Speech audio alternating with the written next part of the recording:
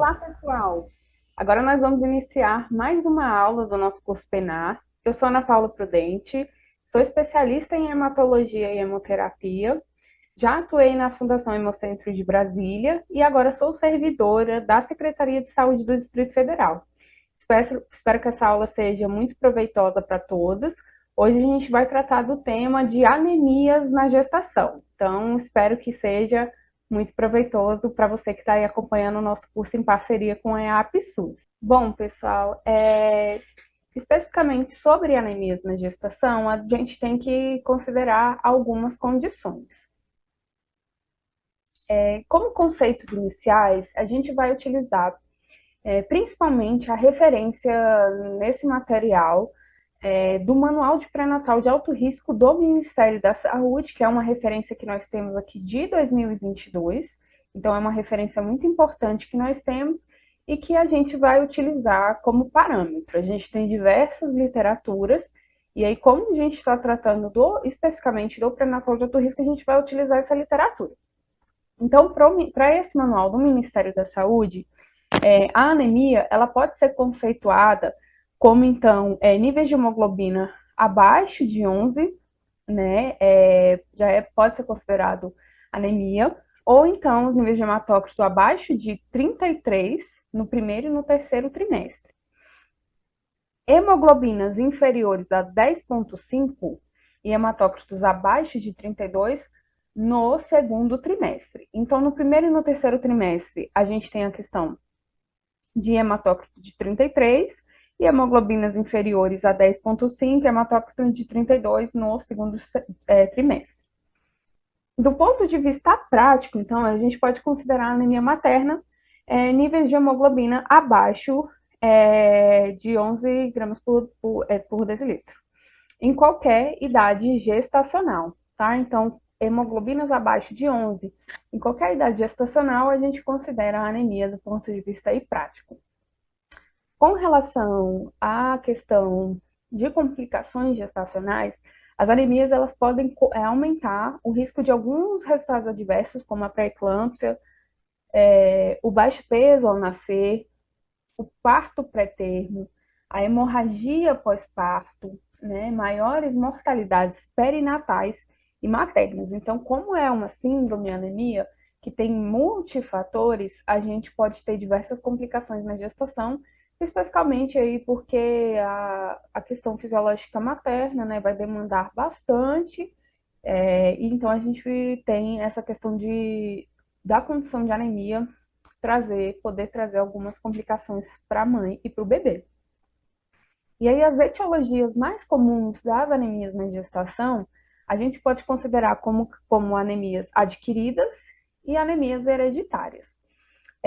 As anemias adquiridas, a gente pode considerar principalmente as anemias por deficiências, né, por carências, especificamente de ferro, de ácido fólico, de vitamina B12, e aí a gente vai especificar mais um pouquinho lá na frente, né, os conceitos a respeito dessas anemias. A gente tem também as anemias por hemorragias, as hipo ou anemias aplásticas, as anemias hemolíticas adquiridas, anemias secundárias a alguma doença crônica, né, alguma condição que a mãe já tem.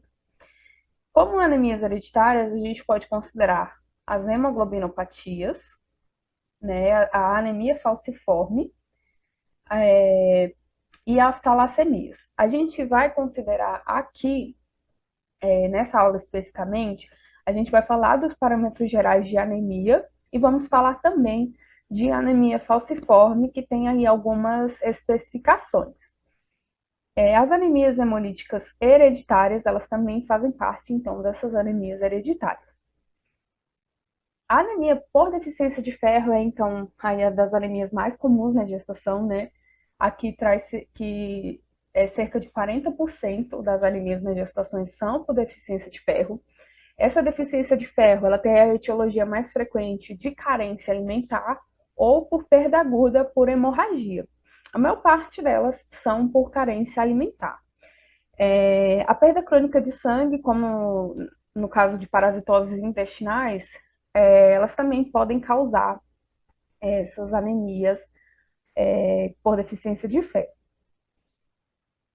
Como é que é feito, então, o diagnóstico dessa anemia por deficiência de ferro?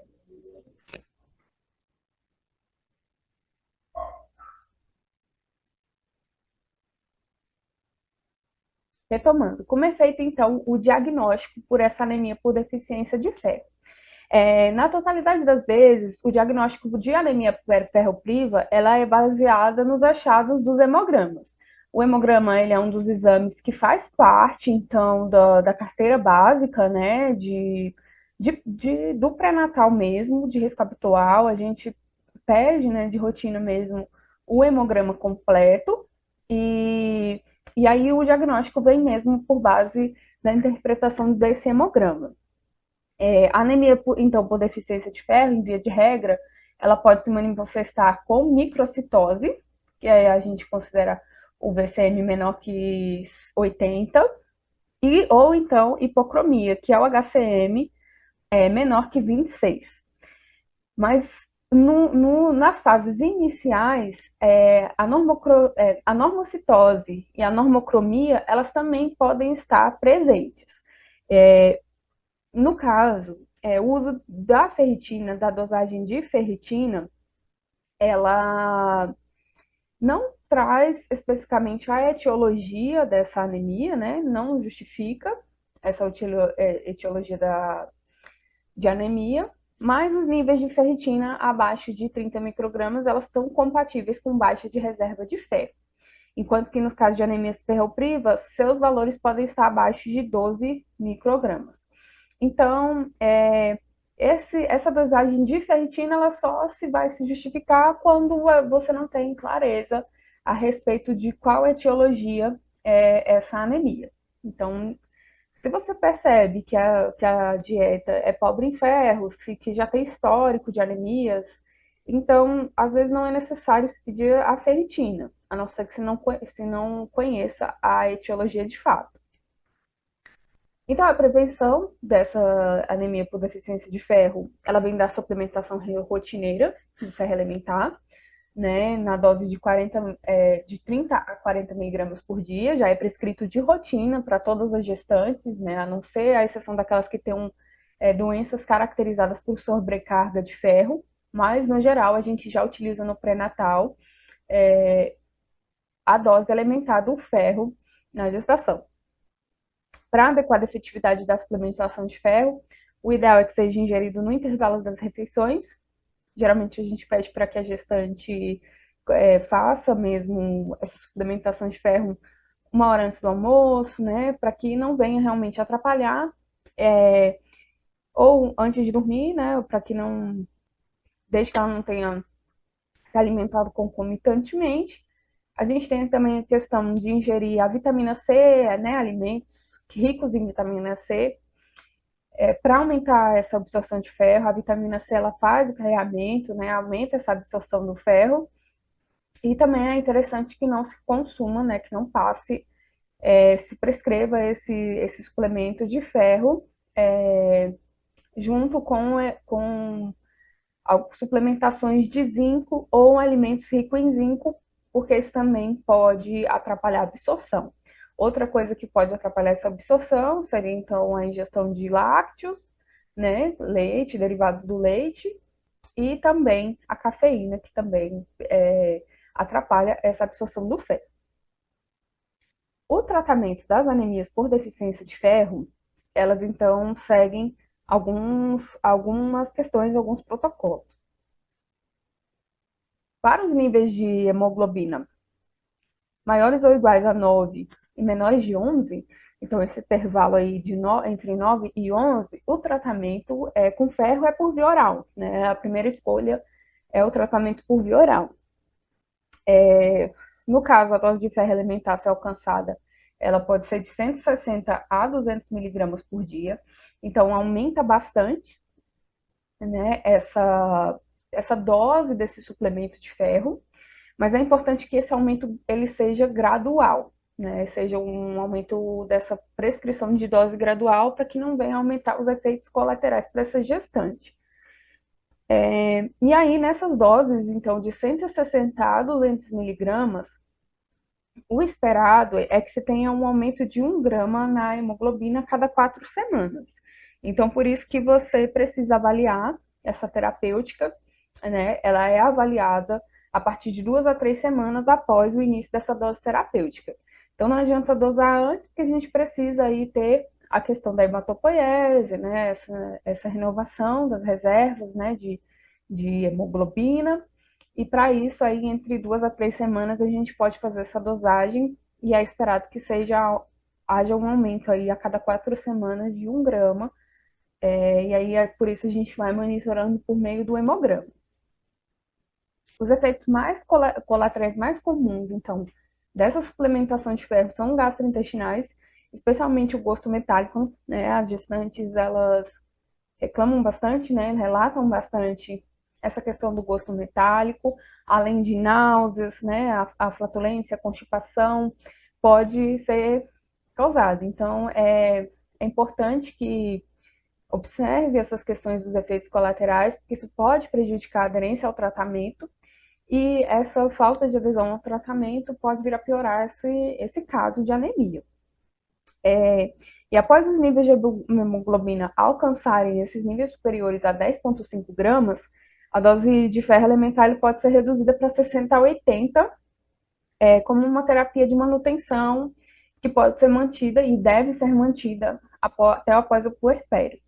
Então, alcançando os níveis de hemoglobina superiores a 10,5, então a gente pode diminuir para 60 a 80 e manter como uma dose mesmo de manutenção desses níveis.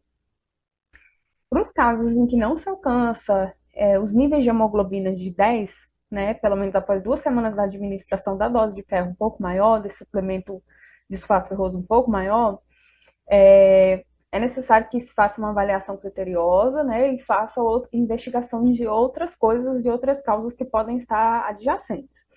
Se for confirmada realmente anemia ferropriva, deve-se considerar, então, a administração do ferro endovenoso. Tá? A gente pode optar pelo ferro endovenoso, especialmente se houver quebra desse tratamento, né? A gestante não for uma gestante que está aderindo a esse tratamento, opta-se pelo ferro endovenoso, para que seja realmente aumentada essas reservas. Para gestantes com níveis de hemoglobinas inferiores a 9 e idade gestacional maior que 14 semanas, o ferro endovenoso ele é preferível, né? Abaixo de 9 já é um pouco mais, níveis um pouco mais baixos, né? Bem mais baixos. E aí o ferro endovenoso ele já deve ser considerado logo de começo, desde que seja maior do que 14 semanas de gestação. E por quê? Esse ferro parenteral ele deve ser evitado no primeiro trimestre de gravidez, especialmente pela ausência de estudos e de comprovações de que seja seguro nessa fase da gestação. Então, evita-se, nesse primeiro momento, fazer esse ferro endovenoso para que não se tenha realmente complicações, né? Não é uma medicação que tem exatamente uma boa avaliação. E aí, nesse caso, né, o cálculo da dose de sacarato de hidróxido férrico a ser administrado, ela pode ser utilizada da seguinte forma, para poder trazer essa prescrição e visto direitinho qual é a dose mais adequada. Então, a gente coloca o peso da gestante, vezes 2,3, vezes a diferença da hemoglobina, né, que é a hemoglobina alvo, menos a hemoglobina encontrada. Então, o que eu quero e o que eu tenho aí nos achados e nos exames de hemograma, e mais a reposição aí do estoque, que seria 15 miligramas de ferro por quilo, tá? Então, se usa esse parâmetro, esse padrão, para se calcular aí esse ferro endovenoso, tá? Administração desse ferro endovenoso. A dose total, então, desse achado, né, desse cálculo, ele deve ser dividido em doses de 200 miligramas, né, que no caso, 2 ampolas de 100, né, diluídas em 200 ml de soro fisiológico 0,9%, via endovenosa. O tempo de infusão ele deve ser entre 30 e 60 minutos. a cada 2 ou 3 vezes por semana, tá? E aí vai ser de acordo com os níveis que se quer alcançar. É importante que esse ferro ele seja administrado em instituições hospitalares, em função do risco de reações alérgicas e até anafilatóides. Inclusive, é uma medicação aí que está nos protocolos de segurança do paciente como uma medicação exclusiva de uso hospitalar, então ela não pode ser feita em ambiente ambulatorial, né, desde que, a não ser que seja um ambulatório hospitalar, mas se for um nível apenas secundário, não se deve fazer, tá? Deve ser feito realmente em um ambiente hospitalar por conta do risco. Além disso, da questão da prescrição, né, da dose correta, deve-se utilizar, então, uma proteção para o equipo, né, ou equipe fotossensível, porque a medicação também, ela é considerada uma medicação fotossensível, tá? Então, é importante ter todo esse cuidado para que a administração seja realmente segura. No caso, a transfusão do concentrado de hemácias, ela deve ser reservada especialmente para casos bem graves por perda aguda de sangue, tá? E, eventualmente, em situações de anemia grave com possibilidade de parto em curto prazo, pode ser utilizado, mas assim, a terapêutica inicial, ela não deve ser utilizada como um tratamento habitual de anemia ferropriva, a transfusão de concentrado de hemácias, tá? Primeiro se avalia-se a questão da administração do ferro oral, né? Se não tiver uma boa terapêutica, ou já tiver níveis mais baixos, a gente usa o endovenoso, mas a questão do concentrado de hemácias não é a primeira escolha. Com relação às anemias megaloblásticas, né, as anemias megaloblásticas, elas podem ocorrer por falta de deficiência de ácido fólico ou da vitamina B12, então elas são consideradas nas duas questões. Então as anemias megaloblásticas, elas tem as duas, as duas podem ser correlacionadas com as duas, ou por deficiência de ácido fólico ou de vitamina B12. A deficiência de ácido fólico é a causa mais comum, né, de anemia macrocítica na gravidez. Por isso que também se usa, né, de rotina o ácido fólico. E a deficiência de vitamina B12 ela é importante no grupo de mulheres com história de gastrectomia, especialmente a cirurgia bariátrica, ou naquelas pacientes que utilizam aí o inibidor da bomba de prótons, né, como o omeprazol, e aí precisa se avaliar essa questão da suplementação de vitamina B12. No caso, a suplementação de ácido fólico, ele é feito na dose de 0,4 a 0,8 miligramas por dia, deve ser iniciada preferencialmente um mês antes da concepção, para que venha a ter esse benefício, e deve ser mantido durante toda a gestação. Alguns protocolos, né, falam a respeito de se manter o ácido fólico só no primeiro trimestre, né, na questão da formação do tubo neural, mas hoje a gente tem algumas evidências que demonstram que o ácido fólico durante toda a gestação ele previne, inclusive, a ocorrência de partos prematuros, tá? Então, é importante que se utilize o ácido fólico durante toda a gestação. No caso do diagnóstico da anemia megaloblástica, os níveis anormais de hemoglobina associados à BCM maior que 100 é compatível com uma anemia macrocítica. E aí, nesse caso, a dosagem de ácido fólico e de vitamina B12, eles podem permitir o diagnóstico diferencial entre as diversas etiologias aí de anemias. A deficiência de ácido fólico, ela deve ser tratada com a administração de 1 miligrama por dia de ácido fólico até a normalização dos exames laboratoriais. Então, a gente utiliza essa dose, né, é uma dose um pouco mais alta, até que se tenha a normalização desses exames, e a gente também vai acompanhando pelo hemograma. A via de administração mais comum da vitamina B12 é a intramuscular, em especial nos casos em que a absorção no trato intestinal no trato digestivo está alterado. E, inicialmente, a reposição ela pode ser semanal, na dose de 1 micrograma de vitamina B12, até os níveis sanguíneos da mesma retornarem ao normal, o que pode demandar semanas, em geral de 6 a 8 aí, semanas, tá? Então, a principal via de administração da vitamina B12 é a intramuscular, né? A gente tem Então, alcança níveis de uma forma mais segura e a absorção, como não depende do trato gastrointestinal, é um pouco melhor, tá? E após a normalização dos níveis de vitamina B12, a administração intramuscular ela deve ser mantida uma vez ao mês, né? No caso, que se mantenha esses níveis de vitamina B12 mais baixos. E uma vez, no caso, se você for usar a cianocobalamina, uma vez ao mês. Ou uma vez a cada 2 meses, se utilizada, então, a hidroxicobalamina. Tá? Então, é importante essa questão.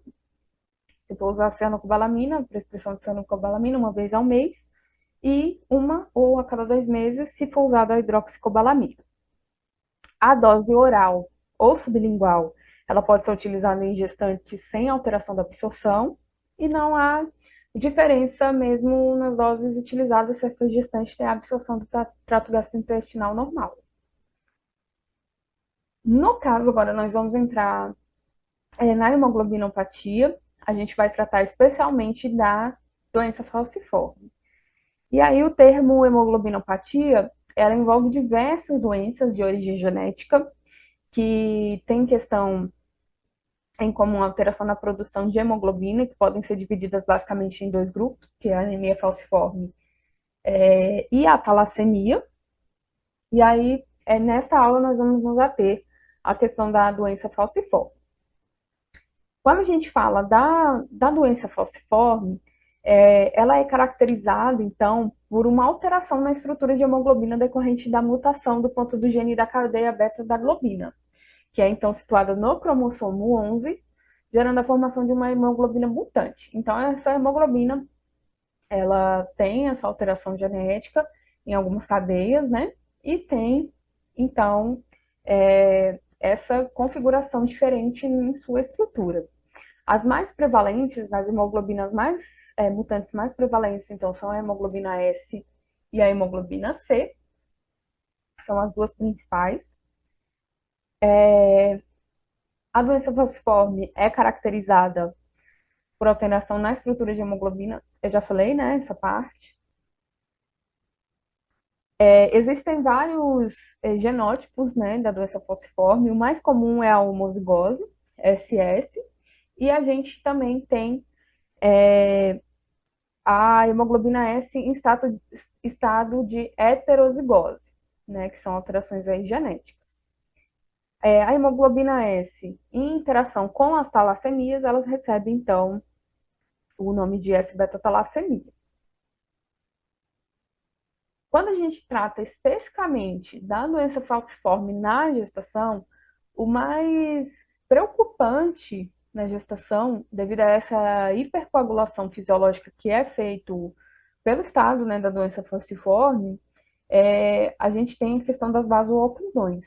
Essa vasoclusão, ela pode tornar a circulação placentária mais sensível, né, mais suscetível, e isso pode determinar o risco da gestação e o risco do comprometimento da vitalidade desse ferro, né, do crescimento e da vitalidade desse feto. E aí, com isso, por ser uma doença grave, né, uma doença que pode trazer diversos tipos de complicações na gestação devido a essa vasoclusão, a gente tem que ter alguns cuidados e, especialmente, solicitar alguns exames que são importantes. Especialmente, a gente tem a periodicidade, né? Aqui nessa tabela, ela foi retirada do manual.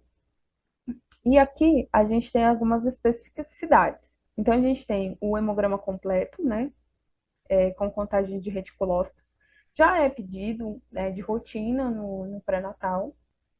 Mas aqui, para a doença falciforme, a gente precisa avaliar esses exames e pedir eles com a periodicidade mensal, tá? Então, todo mês é necessário estar avaliando para ver se a gente tem algumas alterações.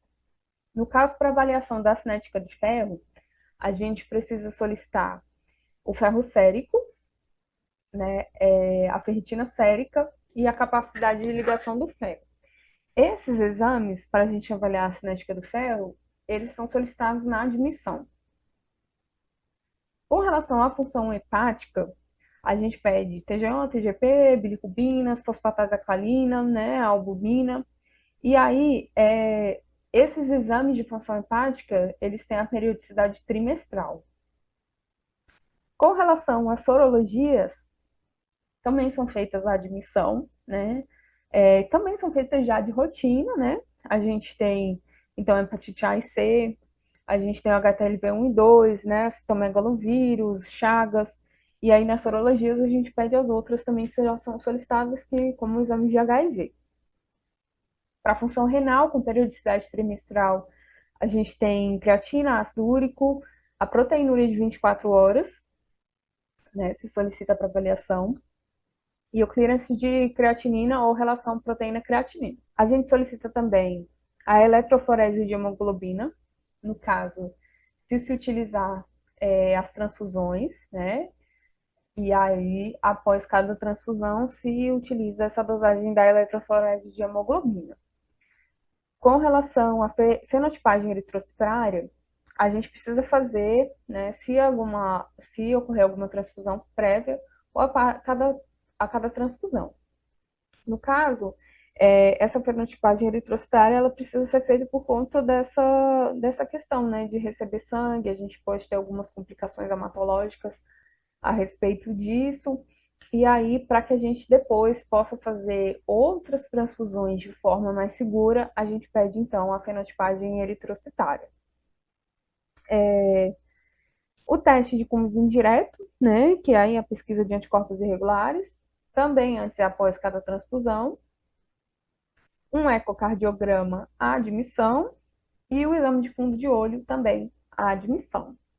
E aí, todas as gestantes, elas precisam receber o ácido fólico, né, na dose de 4 a 5 miligramas por dia, e apenas uma porção muito pequena das gestantes com doença falciforme, ela vai poder receber a suplementação de ferro.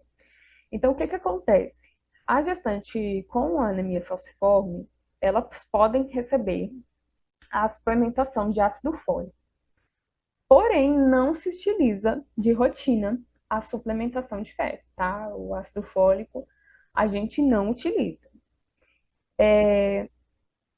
Por conta mesmo dessa questão, né? A gente pode ter muitas complicações e a suplementação de ferro, então, nessas gestantes não é utilizada de rotina.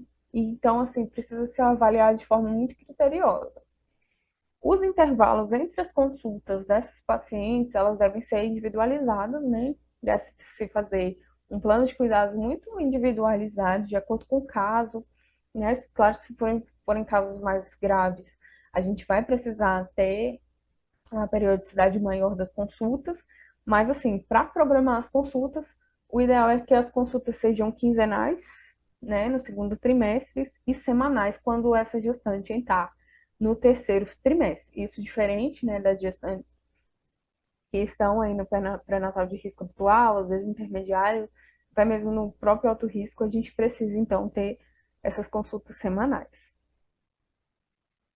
O acompanhamento clínico, então, da doença falciforme, ela é principalmente baseada nas complicações, especialmente decorrentes das vasoclusões, né, e aí é preciso avaliar de uma forma bem criteriosa mesmo. Com isso, é muito importante que o médico, o especialista em hematologia, ele faça parte, então, dessa equipe multiprofissional, multidisciplinar que vai cuidar dessa gestante. Então, a gestante vai fazer o acompanhamento, deve seguir o acompanhamento no pré-natal de risco habitual, no pré-natal de alto risco, mas o hematologista, ele precisa estar junto dessa equipe. Então, se você recebeu uma gestante aí no pré-natal de alto risco, né, com doença falciforme, foi encaminhada para você, é interessante que se faça, então, a regulação, né, se você estiver na Secretaria de Saúde do Distrito Federal, é importante que se faça, então, essa regulação para o médico hematologista poder avaliar junto com você as condutas, especialmente porque muitas dessas gestantes podem precisar de transfusões, e aí o hematologista ele vai poder estar contigo aí para poder individualizar essas condutas. Então é muito importante que o hematologista ele esteja nessa avaliação. No caso, quando se tem indicações das transfusões, né, que deve então, o cuidado, como eu disse, ele deve ser compartilhado com a equipe da hematologia, são consideradas, de acordo com a literatura, novamente, né, que estamos adotando, algumas indicações a respeito dessas transfusões. Então, são consideradas indicações absolutas de transfusão sanguínea.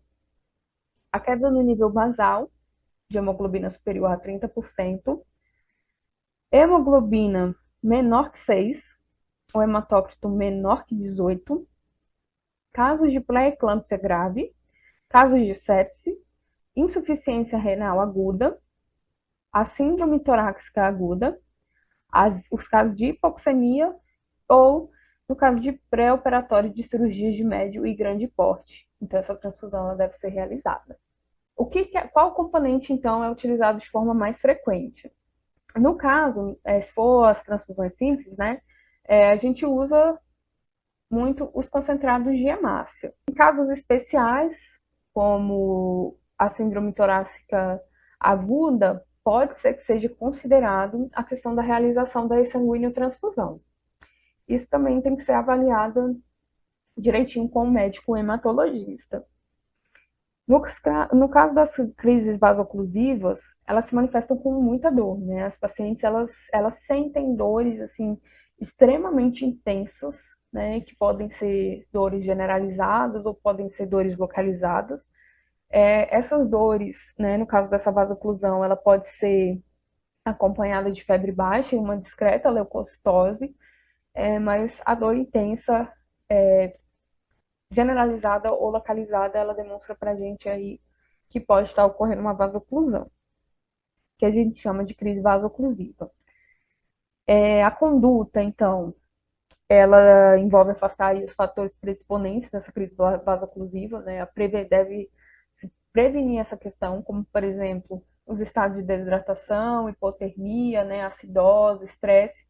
Essas questões elas devem ser evitadas.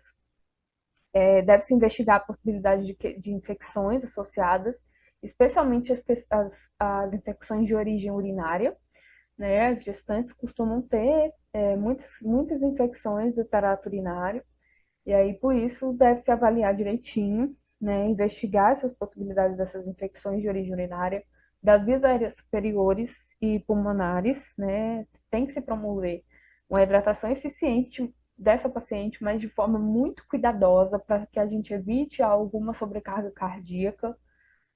A gente deve garantir, então, analgesia, claro, a paciente está com muita dor, né? O objetivo que a literatura traz é dor zero, né? A gente sabe que é quase que impossível essa questão da dor zero, mas o que a gente puder fazer para que essa paciente tenha o máximo de conforto possível, a gente utiliza, né? E aí as transfusões sanguíneas elas podem ser necessárias nos casos das pacientes que têm um quadro não responsivo a essa hidratação ou analgesia adequada, tá? E aí pode ser utilizada a transfusão. Bom, pessoal, essas foram algumas questões a respeito, né, do pré-natal de alto risco, né, dessas questões hematológicas. Recomendo que vocês façam a leitura do manual mesmo de pré-natal de alto risco. É uma literatura muito boa, uma literatura mesmo atualizada de 2018, preconizada pelo Ministério da Saúde. Então, eu recomendo que vocês façam realmente a leitura e então, estejam sempre consultando para poder ver outras condutas, tanto ligadas à anemia na gestação, mas também outras condutas do pré-natal de alto risco, tá? Espero que todos fiquem bem. Um abraço a todos e até a próxima.